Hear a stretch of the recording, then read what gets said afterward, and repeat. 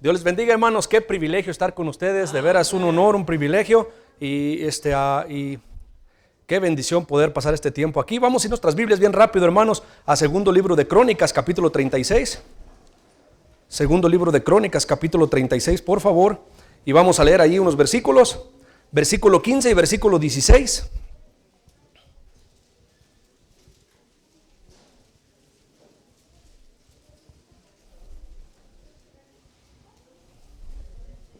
¿Cómo se quita esto? ¿Sabes cómo se quita?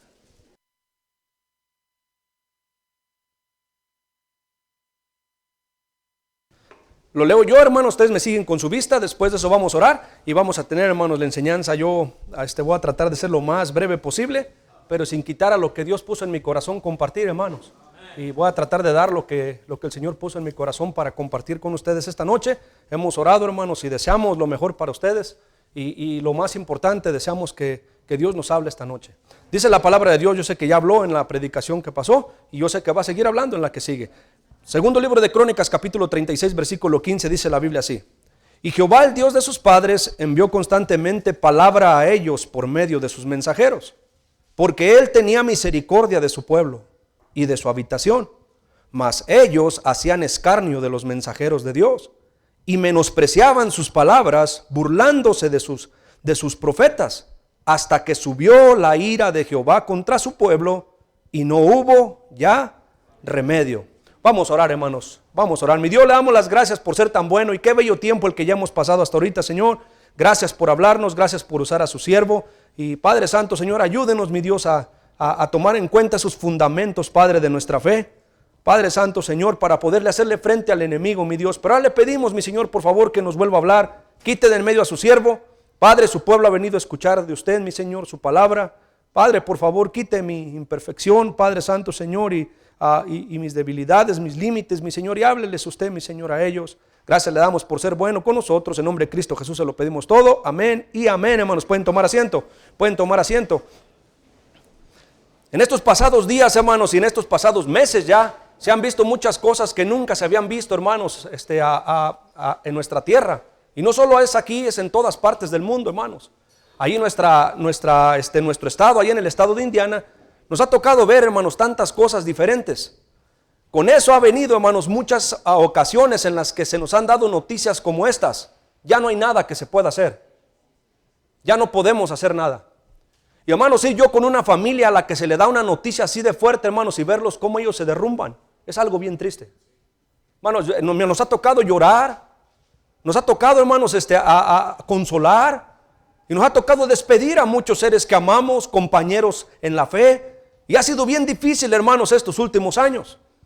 Hemos escuchado personas que se les ha dicho ya no hay nada que se pueda hacer porque se les ha detectado cáncer terminal. Una hermana vino a nuestra iglesia y dijo: pastor, a miembro de nuestra iglesia, pastor, ore por mí, y empezó a llorar y se quebrantó. Dice: mire, pastor, usted sabe, tengo mis 3 niños chiquitos, y dice, y me han dicho que tengo cáncer de seno. Y pastor, empezó a llorar ella y diciendo: pastor, ¿qué voy a hacer? ¿Qué van a hacer de mis hijos? Ella era mamá soltera. ¿Quién los va a cuidar, pastor? Me pidió a mí que si yo podía encargarme de ellos. Yo le dije: hermana, tenga fe, la última palabra la tiene Dios. No, todavía no se dé por vencida, vamos a ver qué dice el Señor. Sí, pastor, pero es que el médico ya dio su diagnóstico. Pastor, no hay algo que se pueda hacer. Le dije: pues podemos orar. Dios todavía contesta la oración. Y agarramos a los diáconos, hermanos, y fuimos ahí al altar. Ya todos se habían ido a casa, y después del domingo en la mañana se puso de rodillas ella. Todos los diáconos la rodeamos, la ungimos con aceite y oramos por ella con todo el corazón, hermanos. Y vino con los resultados una semana después. Pastor, dice, los médicos no saben qué pasa, pero han dicho que ya no tengo nada. Y hermano, mire, en estos pocos años me ha tocado ver muchas cosas que Dios ha hecho. Y me gocé con ella. Una vecina de ella que no venía a la iglesia fue detectada con cáncer en la cabeza. Y le dijeron que el problema que ella tenía era muy serio y que ya no tenía compostura. Y la hermana la trajo a la iglesia para ver si la podíamos ungir con aceite, hermanos. Y oramos por ella efectivamente, después de compartirle el evangelio, ganarla para Cristo. Hermanos, unos días después, en el hospital me tocó a mí, hermanos, escuchar dar su último respiro de ella. Y verla que se fue con el Señor, sus hijos llorando, su esposo llorando. Y me tocó ganar a sus hijos y a su esposo allí en el hospital para Cristo. El médico dijo: pastor, ya no podemos hacer nada. No hay nada que se pueda hacer. Estábamos nosotros como hermanos llevando a nuestro papá que le salieron unas llagas grandes en su pierna. Y la diabetes, por su descuido de tantos años, ya lo estaba acabando, hermanos. Cuando fuimos, el médico nos llama a nosotros, nos dice, vengan, quiero compartir algo con ustedes. Miren, esa es la primera fase. Después de esas llagas que tiene, viene que se le va a cortar el pie. Después de cortarle el pie, quizás soporte hasta cortarle el otro, o es bien probable que ya no aguante. Le preguntamos, ¿no hay algo que se pueda hacer? Y ella dijo, el doctor dijo, no hay nada que se pueda hacer ya. Su enfermedad está muy avanzada. Ya solamente disfrútenlo, que pase un buen tiempo, aprovéchenlo, porque ya no hay nada que se puede hacer. Y hermano, qué duro es que se den esas noticias. Son palabras dolorosas, hermanos. Pero escucha esto, hermano, pero no se comparan. Como cuando salen de la boca de Dios las palabras que dice, como nos dice en el versículo 16 al final. Y no hubo, la ira de Dios, hermano, subió contra su pueblo y no hubo ya remedio. Hermano, mire, cuando un médico dice que ya no hay remedio, todavía tenemos a Dios. Cuando un hombre, hermano, dice que ya no hay nada que se pueda hacer, todavía la última palabra la tiene el Señor. Lo ha demostrado en las cortes, lo ha demostrado en las prisiones, lo ha demostrado en los hospitales. Pero cuando es Dios el que dice que ya no hay nada que se pueda hacer, hermanos, entonces es un problema serio. Cristo dijo, de cierto os digo, todos los pecados serán perdonados a los hijos de los hombres y las blasfemias cualquiera que sean, pero cualquiera que blasfeme contra el Espíritu Santo no tiene jamás perdón, sino que es reo de juicio eterno. Marcos 3, 28 al 29. Si alguien dice se mete en esa área, no hay perdón para él. No hay nada que se pueda hacer. Le dijo Abraham al hombre rico en el Hades, además de todo esto, una gran cima está puesta entre nosotros y vosotros, de manera que los que quisieren pasar de aquí a vosotros no pueden ni de allá pasar acá. Lucas 16, 26. Yo estaba escuchando al pastor Gómez ahorita y me hace recordar de cuando yo un día fui y le dije, pastor, hay algo que se puede hacer, acaban de matar a uno de mis amigos. Hermanos, cuando alguien ya se muere sin Cristo, ya no hay nada que se pueda hacer. Dice el libro a los Hebreos, la carta a los Hebreos, porque ya sabéis que después, deseando heredar la bendición, fue desechado, hablando de Esaú, y no hubo oportunidad para el arrepentimiento, aunque lo procuró, dice la Biblia, con lágrimas. Dice allí en Proverbios capítulo 6, versículo 15, si me acompañan, Proverbios 6, 15. Proverbios capítulo 6 y el versículo 15 dice la palabra del Señor ahí, hermanos, en el versículo 6, en el capítulo 6, versículo 15. Hablando el libro de Proverbios allí, hermanos, esas amonestaciones que se dan, hermanos, acerca de la pereza y la falsedad, al final en el versículo 15 dice, por tanto su calamidad vendrá de repente, súbitamente será quebrantado, y no habrá, dice la Biblia, remedio. ¿Qué es lo que lleva, hermanos, que Dios tenga que decir eso de su pueblo? ¿Qué es lo que hace que Dios diga, ya no hay nada que se puede hacer? Ya no hay nada que se va a poder hacer, no hay remedio para lo que Él tiene. No hay nadie que pueda ayudarle, no hay cura. ¿Qué es lo que lleva a Dios, hermanos, a pronunciar esas palabras tan fuertes? Lo vemos allí en segundo libro de Crónicas. Mire, regresa a segundo libro de Crónicas, capítulo 36. Y vamos al fundamento, hermanos, de nuestra fe, y el fundamento, hermanos, y la raíz de muchos de los problemas que vienen a la vida cristiana, que ya no se pueden arreglar. Que aunque uno quiera, hermanos, orar, que aunque uno quiera ayunar, que aunque uno quiera clamarle a Dios, Dios, hermanos, dice con unas palabras firmes, ni lo hagas porque ya no hay remedio. No hay nada que pueda hacer. Oh, hermanos, si es bien triste para un pastor, hermanos, escuchar de Dios decir, no hay nada que se pueda hacer, ya ni siquiera lo hagas, no insistas, basta. ¿Qué lleva, hermanos, a Dios a tratar así con su pueblo? La primera cosa que vemos, hermanos, ahí, que lleva, hermanos, a Dios a tratar con su pueblo de esa manera y decir, hermanos, que ya no hay remedio, número uno, hermanos, es la desobediencia. Mire, segundo libro de Crónicas, capítulo 36, versículo 11. De 21 años era Sedequías cuando comenzó a reinar, y 11 años reinó en Jerusalén, e hizo, dice la Biblia, lo malo ante los ojos de Jehová su Dios, y no se humilló delante del profeta Jeremías. Miren lo que dice, que le hablaba de parte de Jehová.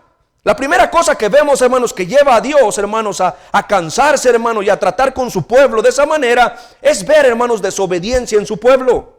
Desobediencia es falta de obediencia, es resistencia a cumplir con lo que se le ordena a la persona. La Biblia dice, hermano, que una de las características del carácter de los hombres en nuestros días es falta de querer obedecer.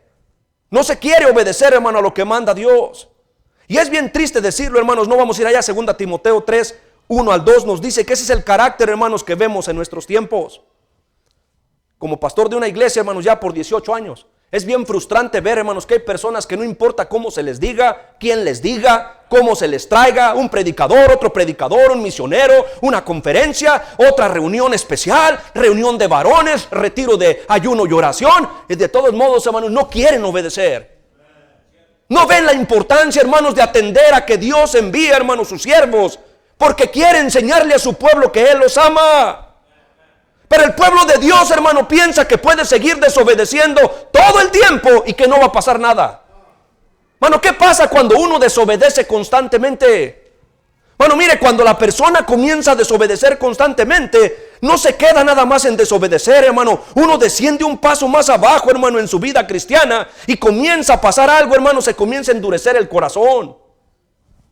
Y después, cuando ya uno, hermano, comienza a sentir ese corazón más duro, dice en el versículo, ahí en el capítulo 36, versículo 13. Segunda cosa que pasa, hermanos, ahí cuando uno desobedece, hermanos, constantemente, dice la Biblia, hermanos, que se comienza a endurecer el corazón.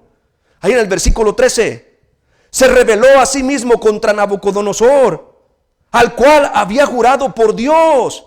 Y mire lo que dice, hermano, y endureció su cerviz y obstinó su corazón para no volverse a Jehová, el Dios de Israel. Y mira, hermanos, qué triste, hermanos, es que la gente no entiende que no nomás es, no voy a obedecer y ya. Hermanos, se nos enseña, se nos da dirección, se nos dice lo que Dios pide de nosotros, y nosotros no queremos obedecer, hermanos, si no entendemos que mucha desobediencia comienza a endurecer el corazón. Jóvenes no entienden, hermanos, que nomás, no es nomás desobedecer y ya. Hermanos, comienza el cristiano, hermanos, a ponerse más duro, y lo triste, hermanos, es que desobediencia continua endurece el corazón del hombre. Obstinarse, ¿qué es obstinarse, pastor? Dice en el versículo 13, y se rebeló a sí mismo contra Nabucodonosor, al cual había jurado por Dios, y endureció su cerviz, hermanos, y obstinó su corazón. Obstinarse es proponerse sobre toda opinión una meta. Y una de las características, nos dice Jeremías 19, 14 al 15, del endurecimiento, hermanos, de corazones, que no nos deja oír la palabra de Dios. Y Dios nos habla, y Dios nos quiere advertir, y Dios quiere ser de bendición a nosotros. Pero qué tragedia, hermanos, ya no poder oír. Porque el corazón se endurece tanto, hermano, que no nos deja, hermano, prestar atención a lo que dice Dios. Y predicando, hermanos, uno en la iglesia, mensaje tras mensaje, hermano. Es triste ver las personas en las bancas, sentadas, hermanos, que la palabra de Dios no les penetra, y pareciera, hermanos, que están como neutralizadas. Y vemos que se está destruyendo la familia, que el diablo está ganando ventaja en los hijos, en el hogar. Está destruyendo, hermanos, la vida cristiana del hombre, de la mujer, y la iglesia, hermanos, y los cristianos sentados, hermanos, con una dureza.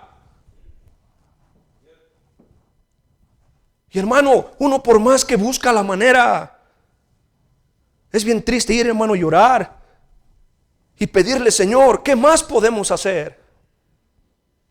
Ya se le dijo de todas las maneras, pero no entiende. El varón no quiere tomar su lugar como líder en el hogar. La hermana no quiere tomar su lugar en el hogar como Dios le manda. Los hijos no quieren confiar en Dios como Dios les pide. Y ya se están endureciendo en su corazón.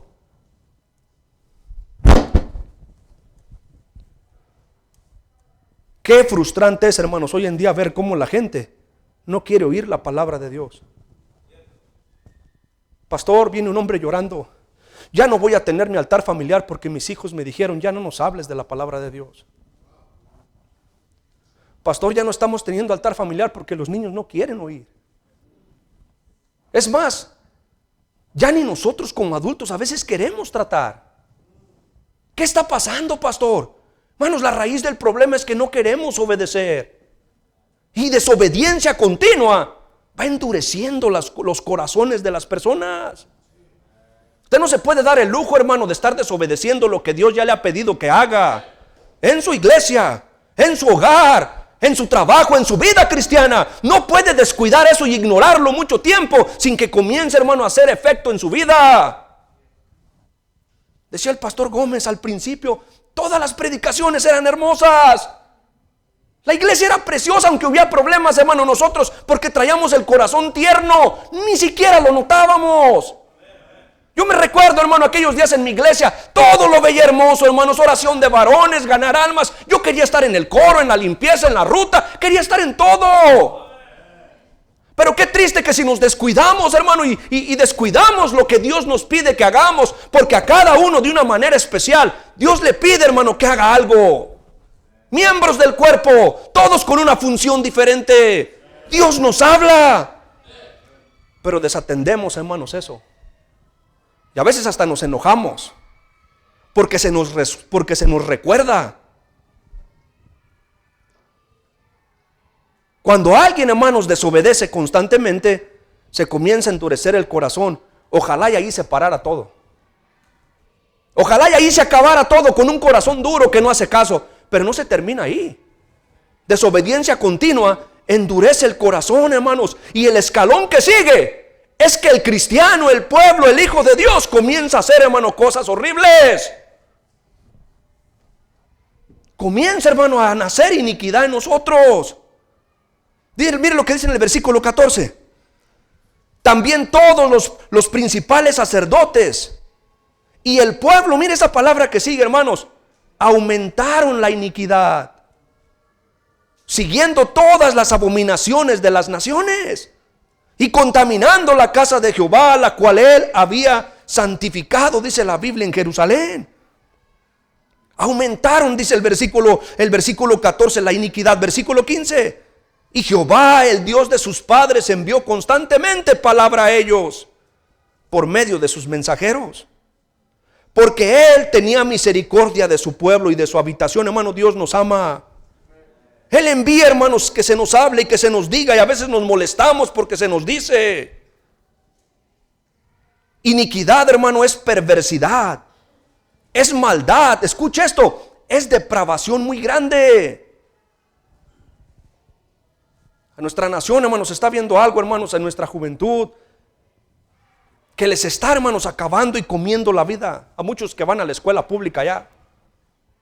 Tanta tecnología, tanto dinero, tantos bienes, tantas cosas, les han echado a perder más rápido. La maldad de ellos, hermanos, ya va a pasos gigantes. Deme un ejemplo, pastor. Las muchachitas de nosotros es una batalla constante con las otras jovencitas de la escuela pública que les dicen, ¿no quieres ser mi novia? Porque van vestidas con su faldita y con su atuendo femenino. Y ellas, como están en un mundo tan perverso, y ya las ven a ellas y las toman, hermanos, de una manera incorrecta. El problema no es eso. El problema es que se comienza a ver dentro de nuestra juventud que les está afectando. Los muchachos ya no tienen que preocuparse, hermanos, de las muchachas. Ahora se preocupan de no cambiarse, de no vestirse frente a otros muchachos por tan mal que está el asunto ya. Pero el problema no es ese. El problema es que muchos de ellos están comenzando a decir, pastor, cuando hacemos la oración, ¿quién tiene problemas con el homosexualismo? El montón de manos que se levantan de hijos de cristianos en la iglesia quebranta el corazón, hermano, del que está orando. Uno dice, ¿qué está pasando? ¿Qué estará sucediendo en lo oscuro de las vidas de los cristianos? Esto es lo que está sucediendo, hermano, un montón de cosas horribles. Pero el problema es, hermanos, que ya el corazón se ha endurecido tanto porque no queremos hacer caso. Y estamos, hermanos, provocando a Dios de que envíe cosas a nuestra vida que ya no tengan solución. La fórmula es sencilla: desobediencia continua, endurecimiento de corazón, iniquidad. Qué triste, hermano. Qué triste es pensar que la misma gente que sabe que Dios es bueno y que Él perdona, si tan solo nos humillamos y venimos a Él, es la misma gente que tiene que sufrir estas terribles consecuencias. Versículo 16. Mas ellos hacían escarnios de los mensajeros de Dios. Mano, vivimos en días donde se está predicando y están en el teléfono, están dibujando con el lapiceros. Están, hermanos, jugando. La gente, hermano, algo está pasando. Mire, hermano, y no va a quedar así. Vienen problemas, hermano, que la oración no va a poder arreglar. El ayuno no va a poder hacer nada, porque va a ser Dios el que dice: ya no hay remedio. Envié mis mensajeros y se reían. Mi siervo les predicaba cada semana, mensaje tras mensaje, y se reían de él. Versículo 16: mas ellos hacían escarnio de los mensajeros de Dios. Qué triste, hermanos, que en el presente los cristianos, hermanos, se burlen de los siervos de Dios y menospreciaban, dice, sus palabras, burlándose de sus profetas, hasta que subió la ira de Jehová contra su pueblo y no hubo ya remedio. Miren el versículo 17. Y dice la palabra del Señor ahí, hermanos: por lo cual trajo contra ellos al rey de los caldeos, que mató a espada a sus jóvenes en casa de su santuario. Hermanos, el enemigo está matando el corazón de nuestros jóvenes. ¿Sabe? Estaba predicando en la conferencia aquí en Teotihuacán con el pastor Lima, y decía el pastor: ¿sabe, pastor, qué es lo que más necesitan nuestros jóvenes? Entender que ocupan una relación personal con Dios. Porque si ellos no entienden eso, hermano, va a ser bien difícil que ellos logren el propósito de Dios para ellos en sus vidas. Pero ¿cómo lo van a entender si ni nosotros los grandes se los enseñamos? Enseñarles, ¿qué, pastor? Una relación personal con Dios, hermanos. Una sensibilidad a obedecer lo que se nos manda. Dice el versículo 17: por lo cual trajo contra ellos al rey de los caldeos, que mató a espada a sus jóvenes en la casa de su santuario. Sin perdonar, hermanos. Es que el pecado no perdona, hermanos. El diablo no perdona. Joven ni doncella, anciano ni decrépito, todos los entregó en sus manos. Asimismo todos los utensilios de la casa de Dios, grandes y chicos, los tesoros de la casa de Jehová y los tesoros de la casa del rey y de sus príncipes, todo lo llevó a Babilonia. Mire qué triste el 19: y quemaron la casa de Dios. Le prendieron fuego. Mire, hermano, no hay tiempo para ir, pero allá en Jeremías y en los libros de Reyes nos dicen que a los hijos, hermanos, de ese rey Sedequías los mataron en su presencia. A él le sacaron los ojos, hermano, y lo llevaron como prisionero ciego a servir como esclavo en Babilonia. Y qué triste que el diablo quiera hacer lo mismo con los cristianos. Acabar con su descendencia, hacerles daño a sus hijos y a ellos llevarlos y dejarlos ciegos, dejarlos incapacitados para seguir sirviendo a Dios. Vamos a querer echarle muchas ganas, hermanos, cuando ya sea demasiado tarde. Vamos a querer dar nuestro todo para nuestro Cristo y hacer todo para la obra de Dios que vale, hermano, en esta vida y en la eternidad, cuando se nos diga que ya se acabó, que ya no hay remedio. Y me decía mi suegro: pastor, deme el ministerio de poner el café, aunque sea cáncer terminal en los huesos. Ahora quiero llegar temprano a la iglesia. Hermano, cuando ya a la vez que llegó se cayó y se quebró la cadera porque sus huesos se estaban debilitando. Cuando ya estaba en una cama me dice: pastor, a donde quiera que vaya, dígales a los hermanos que no cometan el mismo error, que no se esperen a que se les diga, ya no hay nada que se pueda hacer. Entonces nos van a dar unas ganas de ganar almas, de vivir para Dios, de hacer para Dios, de dar a misiones, cuando ya sea tarde. Y quemaron la casa de Dios, y rompieron el muro de Jerusalén, y consumieron a fuego todos sus palacios, y destruyeron todos sus objetos deseables.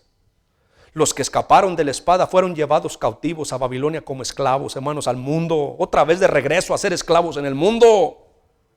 Y fueron siervos de él y de sus hijos hasta que vino el reino de los persas. Qué triste, hermanos. Termino, se me acabó el tiempo, hermanos. ¿Qué es lo que lleva a que el pueblo de Dios, que tanto ama a Dios, el pueblo de Dios que dio su vida el Señor por ese pueblo, qué es lo que lleva a que él pronuncie esas palabras? Ya no hay remedio. Desobediencia continua, endurecimiento de corazón, y luego comenzamos a hacer cosas bien horribles, hermanos, hasta que hacemos enojar a Dios. Hermano, sirve en su iglesia, obedezca a sus mandatos. ¿Cuáles mandatos? Los de Dios. Y si su corazón ya está duro, Dígale, Señor, no lo quiebres, no lo quebrantes, transfórmalo otra vez de carne. Mira, Señor, ando haciendo un montón de cosas que no están bien y me da trabajo que tu palabra entre a mi corazón. Hay que regresar al fundamento. ¿Cuál es el fundamento? El secreto en la vida cristiana es la obediencia todavía.